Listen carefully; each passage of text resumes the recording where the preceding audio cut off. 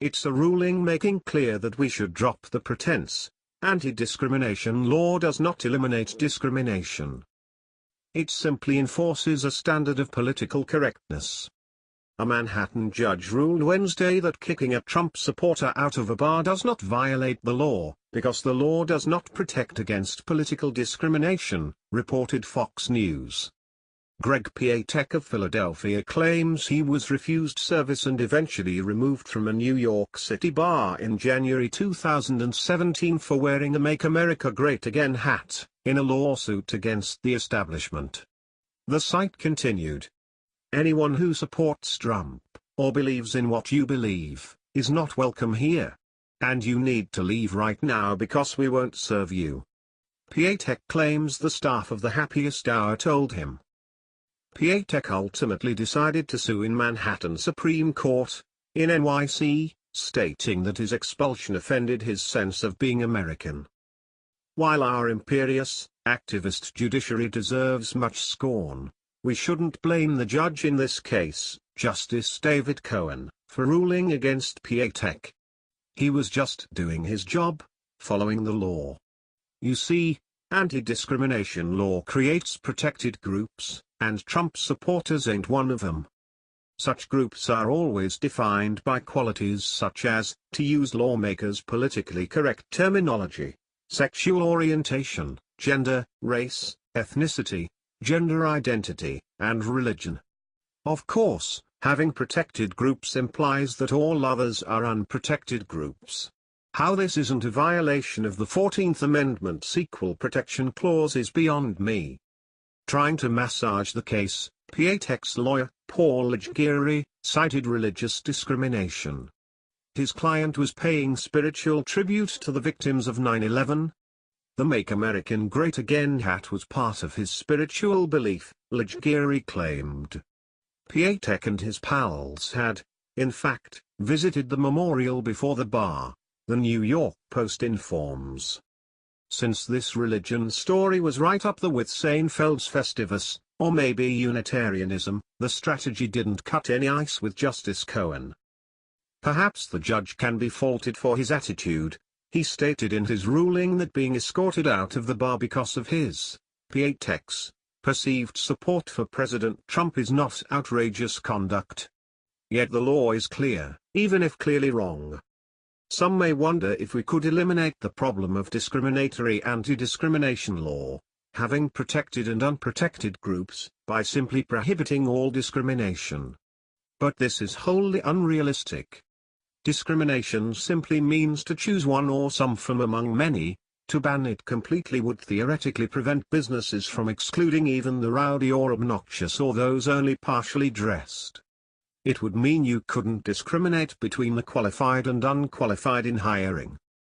Thus, we're stuck with discriminatory anti-discrimination law, that is, because we won't consider the alternative. Recognizing such legislation as immoral and eliminating it. Over the past decades, Christian businessmen have been persecuted for not servicing same-sex weddings. The Boy Scouts of America have been sued by a girl who wanted to be a Boy Scout, by atheists, and by homosexuals, and Abercrombie & Fitch was sued by, and ultimately paid $25,000 to, a Muslim woman who wasn't hired because she was wearing a hijab, to name just a handful of cases. We spend billions of dollars litigating such conflicts, eating ourselves alive, creating discord and enriching lawyers, all because we won't accept an important principle, freedom of association. The case for it is simple. No one would deny you the right to include in or exclude from your home whomever you please.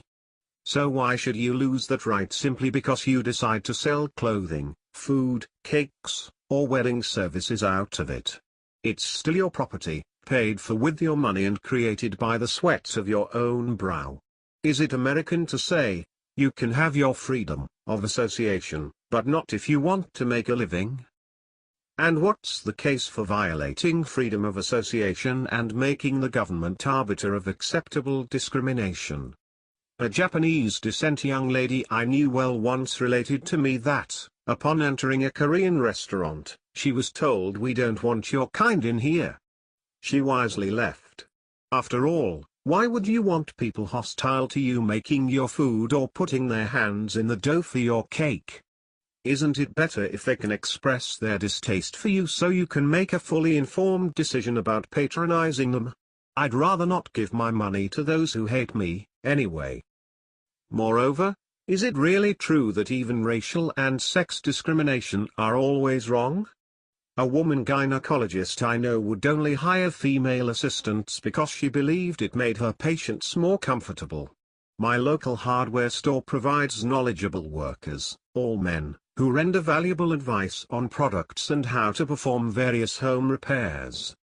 If it was determined that people found a female in that role less credible and were then not as likely to patronize the establishment, would even a highly competent woman be able to do equal work in that capacity? As for racial discrimination, what if a West Indian or German restaurant wanted to hire only, respectively, black or white workers because it determined that it lent an air of authenticity and thus augmented their business? In these cases, race would be integral to the work. It's easy for government bureaucrat social engineers to virtue signal and pontificate about how all such discrimination is wrong. They generally know nothing about a given business marketing realities and don't have to suffer lost income due to politically correct hiring determinations. So who should decide what kind of discrimination will prevail in a business, the government or the person who actually built and sweats for the place? Also note that there are better ways to handle unwelcome discrimination than with a lawsuit. Just consider late Senator and presidential nominee Barry Goldwater, Republican Arizona. After being denied entry to a golf club because of his background, he had one Jewish parent, he replied, "Can I at least play 9 holes?" We Americans would get along far better if we traded a lot of litigation for a little more humor.